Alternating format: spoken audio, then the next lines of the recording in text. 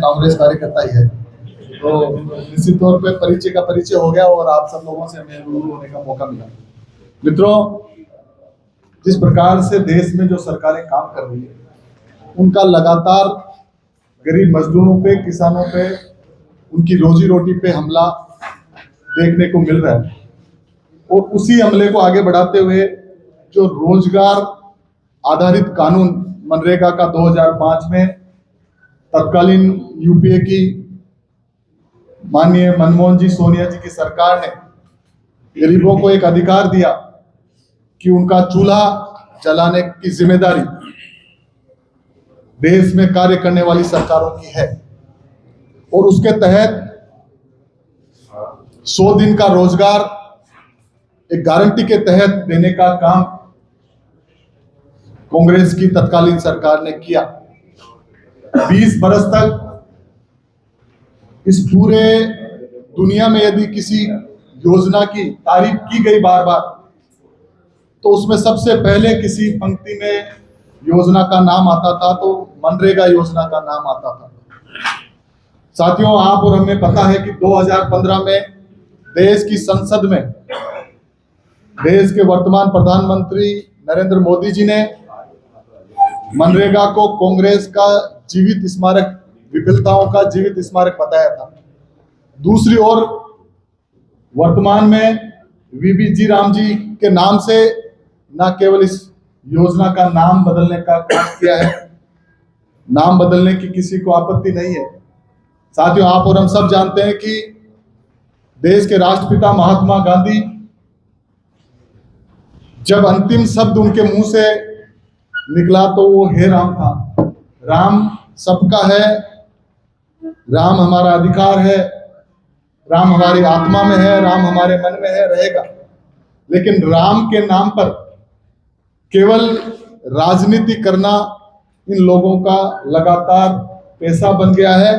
केवल सत्ता में बनने रहने के लिए केवल राम का नाम लेकर अपनी राजनीतिक रोटियां सेकने का काम ये लोग कर रहे हैं। उसको करारा जवाब एआईसीसी के इस राष्ट्रव्यापी आंदोलन के तहत कांग्रेस पार्टी के कार्यकर्ता पूरे देश में देने का काम करेंगे। इस 45 दिवसीय राष्ट्रव्यापी आंदोलन की, जन आंदोलन की शुरुआत 8 तारीख को राजस्थान में प्रदेश कांग्रेस कमेटी के द्वारा कर दिया गया है। उसी के तहत हम आज प्रेस वार्ता के रूप में आप सब लोगों से रूबरू होने आए। साथियों, एक तरफ ये लोग कह रहे हैं कि आप 100 दिन का रोजगार दे रहे थे और हम 125 दिन का रोजगार देंगे। जब पिछले 2 साल में देश और प्रदेश में डबल इंजन की सरकार भाजपा की काम कर रही है, तो एवरेज 56 दिन का रोजगार भी लोगों को नहीं मिल रहा। तब नहीं मिल रहा जब केंद्र इस मजदूरी का, नरेगा की मजदूरी का 100% पैसा केंद्र दे रहा है, बावजूद इसके यदि 56 दिन भी काम नहीं मिल रहा है। तो अब यदि राज्य को 40%, ये कह रहे हैं कि राज्य 40% आपको इस जो रोजगार में जो पैसा है उसका बकाया भुगतान राज्य सरकार करेगा। साथियों, राजस्थान की सरकार पर वर्तमान में 160 लाख करोड़ का कर्जा है। जो सरकार बुनियादी जरूरतें, चाहे सड़क, बिजली, पानी, शिक्षा, चिकित्सा को पूरा नहीं कर पा रही है, वो मनरेगा के नाम पर पैसा देने का काम कर सकता है क्या? आप और हमसे छुपा हुआ नहीं है। दूसरी तरफ ये लोग कह रहे हैं कि लगातार हम गरीब तबकों को आगे बढ़ाने का काम कर रहे हैं। देश की आत्मा मनरेगा थी। लोगों को रोजगार का जो अधिकार था, उस अधिकार को मोदी सरकार छीनने का काम केवल इस योजना को भ्रमित करके लोगों के बीच में पेश करके करना चाह रही है। उसका मुंह तोड़ जवाब कांग्रेस पार्टी हमेशा देगी। और 20 बरस तक जो मनरेगा ने ग्रामीण क्षेत्रों को, ग्रामीण की अर्थव्यवस्था को सुदृढ़ करने का काम किया है, उस काम को हम आगे बढ़ाने का काम करेंगे। विस्तृत रूप में हमारे बीच में जो हमारे वरिष्ठ नेता बैठे हैं वो उस बात को रखेंगे। मैं सबसे पहले मैंने बात रखी है, माननीय रघु जी और चेतन जी भी अपनी बात रखें। मैं माननीय रघु जी को कहूंगा पहले, चेतन जी आप अपनी बात रखिए। अभी विकास जी ने आपको विस्तार से बताया। ये पीछे आवाज मत करो भाई।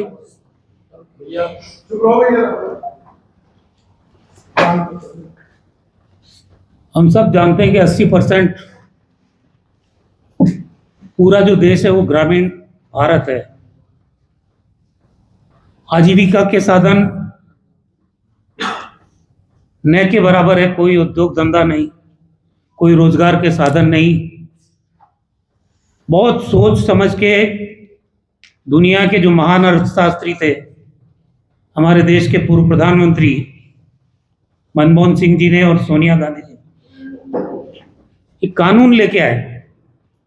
ये अधिकार के युग की शुरुआत की उन्होंने कि नरेगा सिर्फ एक योजना नहीं है, नरेगा एक एक्ट है और उस एक्ट के माध्यम से कोई सरकार आओ उसको आपको रोजगार देना ही पड़ेगा।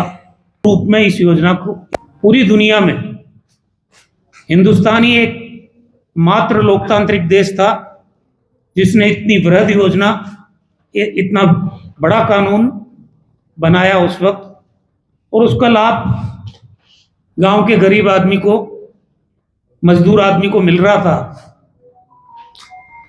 जब से देश के प्रधानमंत्री मोदी जी बने, इनके दिमाग में योजना शुरू से खटक रही थी ये। और मैंने पार्लियामेंट का वो स्पीच भी आप लोगों ने भी सुना होगा कि मैं डोल पीट पीट के कांग्रेस की विफलताओं का ये स्मारक है नरेगा, ये तक इन्होंने बोला।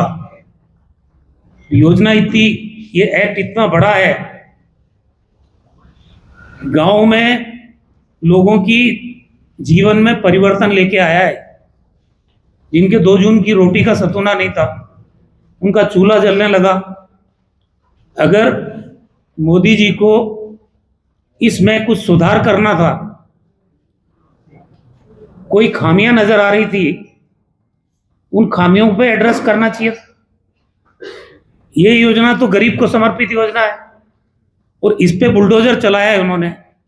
मैं समझता हूं कि देश के लोकतांत्रिक इतिहास में जब से सरकारें बनी हैं, इतना जन विरोधी फैसला कोई दूसरी सरकार का किसी का रहा नहीं है जो ये फैसला रहा है। अब ये क्लेम कर रहे हैं कि हम 125 दिन का रोजगार देंगे। हम राजस्थान में ही रह रहे हैं, राजस्थान में कांग्रेस की सरकार 125 दिन का रोजगार तो पहले ही दे रही थी।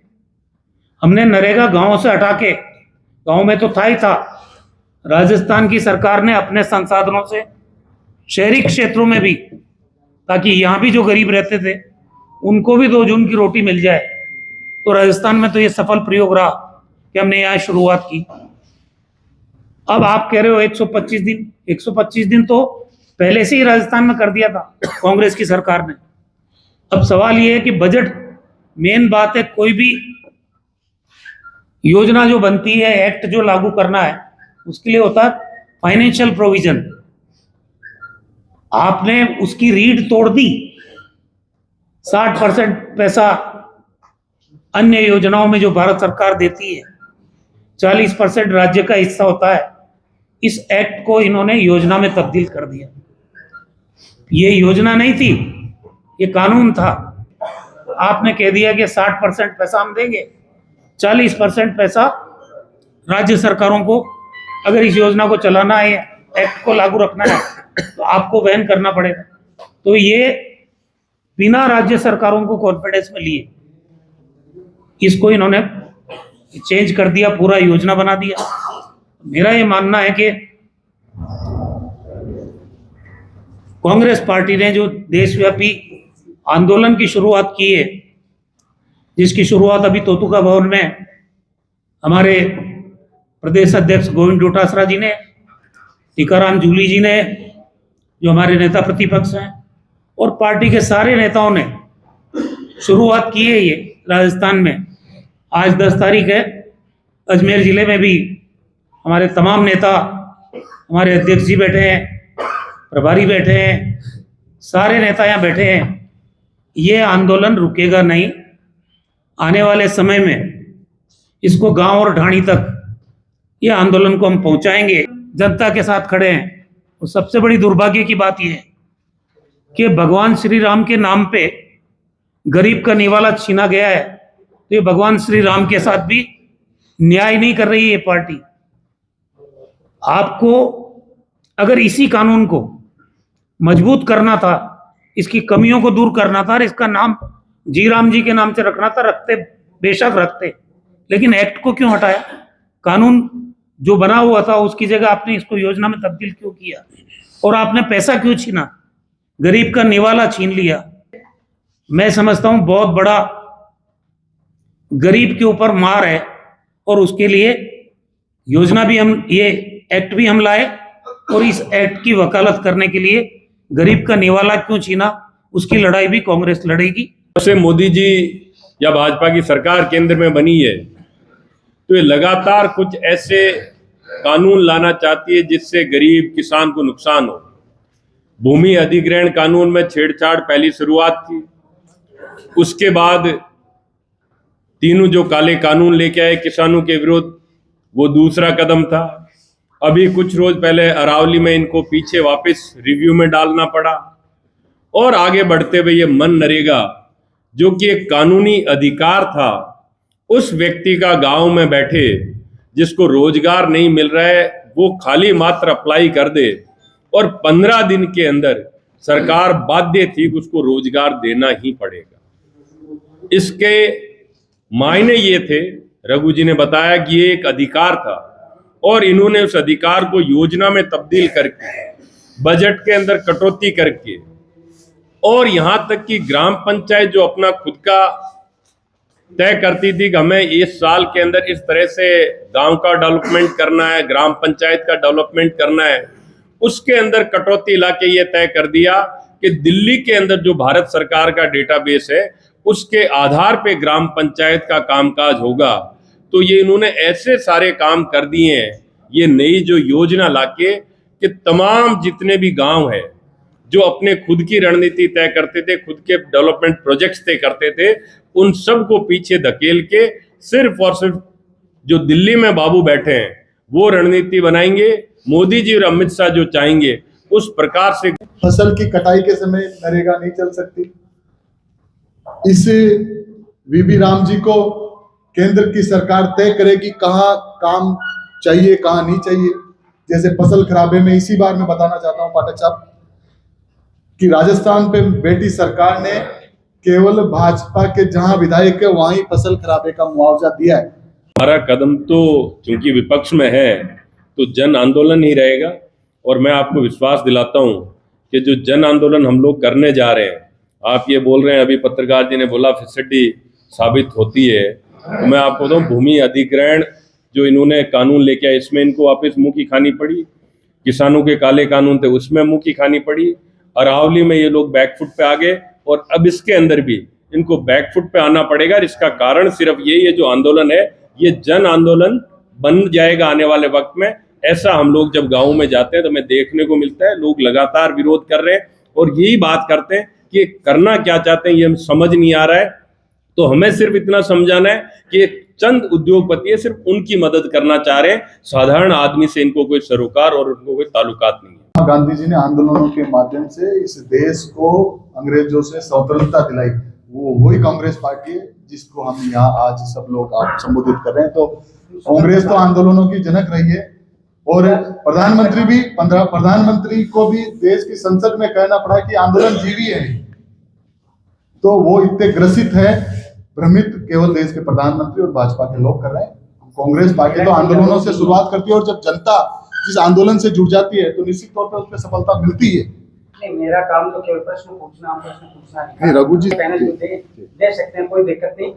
मैं कोई नहीं है, मैं तो उन्हीं के आरोप बताओ। शिवराज जी ने कहा था कि जो 60 दिन कृषि के लिए दिए गए, देखिए उस पर लेकर सर उस पर लेकर के आप लोगों को, ये इनका सत्ता का अहंकार सिर चढ़ के बोल रहा है। ये योजना आम आदमी से जुड़ी हुई योजना है। कांग्रेस का काम जन जागरण फैलाना है, और हम ये जो अभियान शुरू कर रहे हैं इसका इम्पैक्ट जब लोगों के पास पहुंचेगा ना, जब उनका रोजगार छीनेगा, जब नरेगा चलेगी नहीं, जब उनको भुगतान होगा नहीं, तो ये धीरे धीरे आंदोलन बन के, और ये जो सत्ता रूपी अहंकार है ना इनका डबल इंजन वाला, इस अहंकार का दम ये गरीब जनता ही इस देश की तोड़ेगी। ये नहीं भूलना चाहिए बीजेपी को या शिवराज सिंह को कि इन्हीं लोगों के वोटों से तुम्हारी सरकार बनी है डबल इंजन की। इतना घमंड मत करो कि कांग्रेस क्या करेगी, कांग्रेस आंदोलन करेगी, उसी जनता के बीच में जाएगी और पहली परीक्षा इनकी हो जाएगी। ये आ रहा है पंचायत राज का चुनाव, ये पंचायत राज का चुनाव होगा, जनता अपना जनादेश सुना देती सही समय पे। अगर आप अत्याचार करोगे, जुल्म करोगे, गरीब के मुंह से निवाला छीनोगे तो आपको ये जनता माफ करने वाली नहीं है। हमारा काम है, हम विपक्ष में है। ये सही है कि डबल इंजन की सरकार है, लेकिन डबल इंजन की सरकार अगर आम गरीब आदमी पर कुठाराघात करेगी तो कांग्रेस अपना फर्ज निभाएगी। हम उस गरीब आदमी के दरवाजे पर खड़े मिलेंगे। हमारा भी कार्यकर्ता है, घर घर जाएंगे और उनके साथ मुसीबत के टाइम में इस टाइम खड़े रहेंगे। और वही गरीब आदमी ये डबल इंजन भी छीन लेगा और ये पंचायत राज भी छीन लेगा।